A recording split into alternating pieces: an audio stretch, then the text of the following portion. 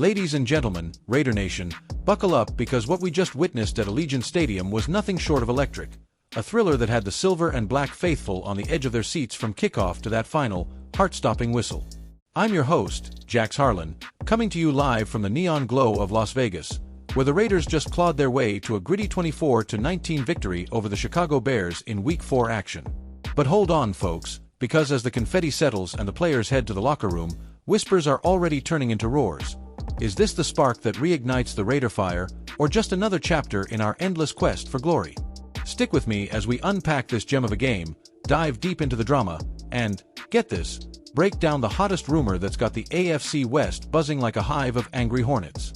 Let's start with the basics, because if you're just tuning in after dodging that Sunday brunch traffic, here's the scorecard that matters. Your Las Vegas Raiders, 24, Chicago Bears, 19. It was a battle of wills under those shimmering lights, with the Raiders' offense finding just enough rhythm to outpace a Bears defense that came in hungry for blood. Touchdowns. Oh, we had 3 in total for the home team, including a pair of strikes from quarterback Geno Smith to the breakout star Ashton Jeanty, who looked like he was born with a horseshoe in his cleats. And don't get me started on Jeanty's 64-yard scamper to pay dirt. That kid ran like the devil himself was chasing him, weaving through Bears defenders as if they were standing still. The Bears clawed back with field goals from Cairo Santos, 46, 43, and a booming 51-yarder that had us all holding our breath, but it wasn't enough to douse the Raider flame. Final margin: 5 points, but man, it felt like 50 in those final minutes. Now, let's rewind the tape and break this down play by play, because this wasn't just a win, it was a statement. The first quarter set the tone early.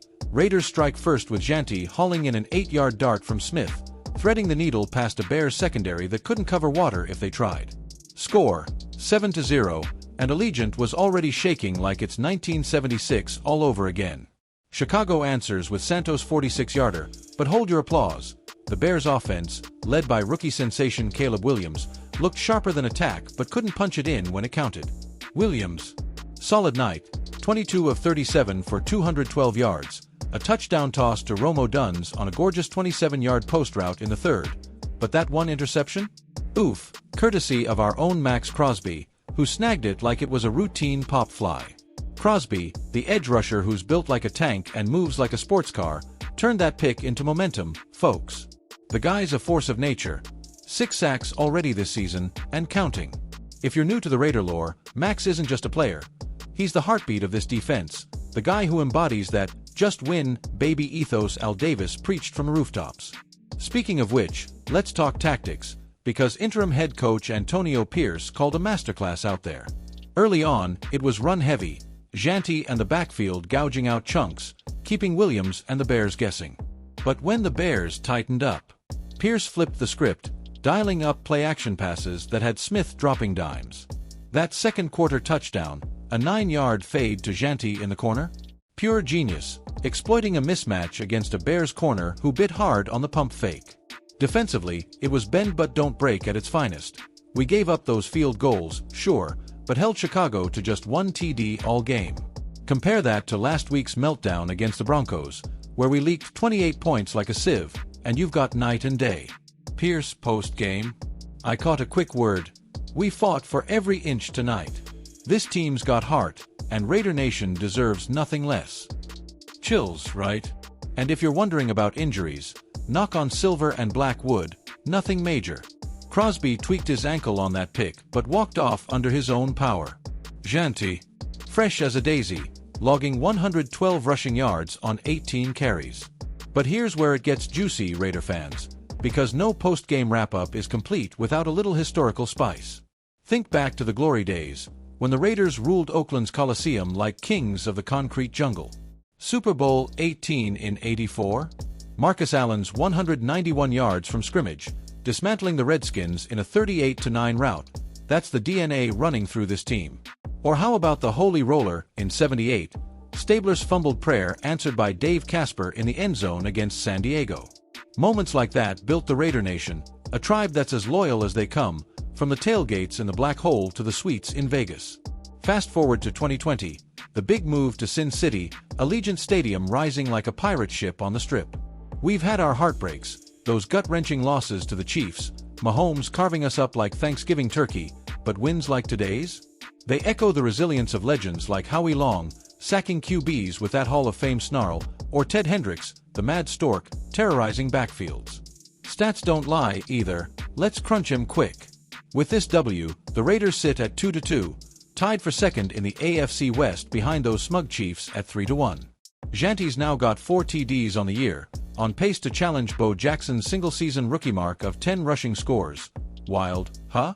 Smith, in his first full start since that mid-season swap from Seattle, yeah, the trade rumors were real last offseason, posted a 105 passer rating, his best since 22.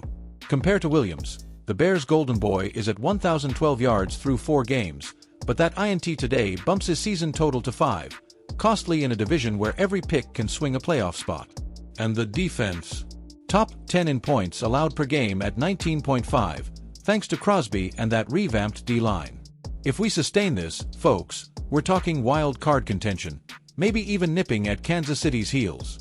Expert take. I chatted with former Raider great Tim Brown, Heisman winner, 1,000 Catch Club member, over a quick Zoom. This jeanty kid reminds me of my rookie year, fearless, explosive. If Pierce keeps scheming like this, Vegas could be hosting playoff games come January.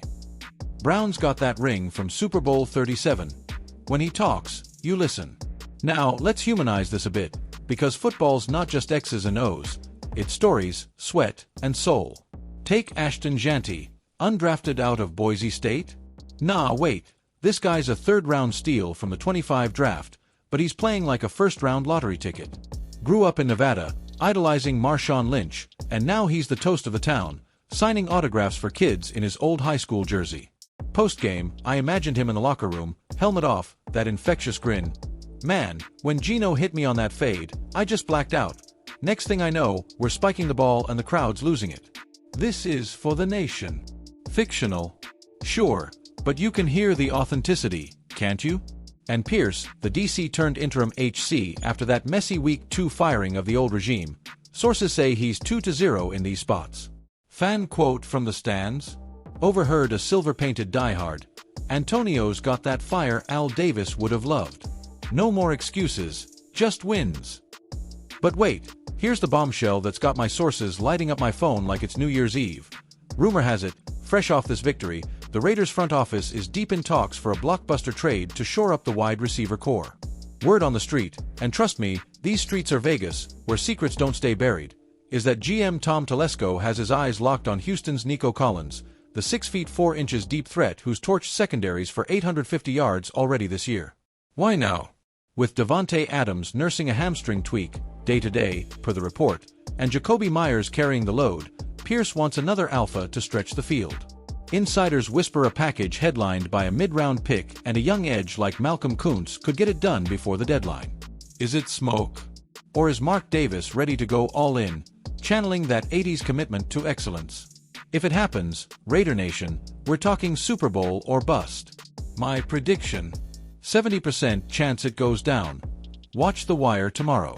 Tying this to the bigger picture, this win catapults the Raiders' playoff odds from 28% to 42% per the models.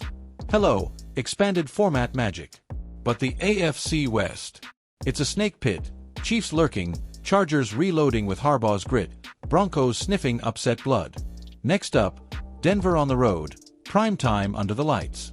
If Jeanty keeps rumbling and Crosby keeps wrecking, we could steal that division crown.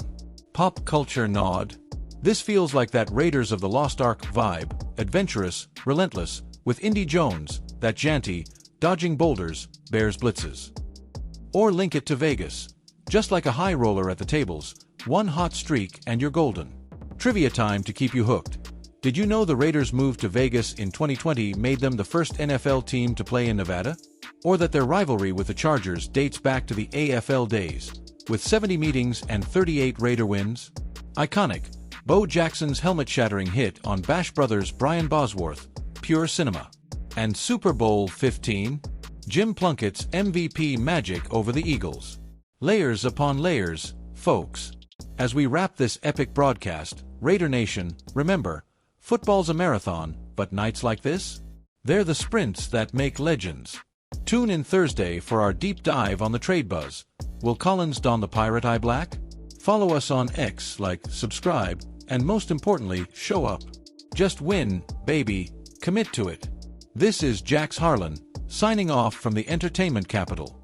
Go Raiders!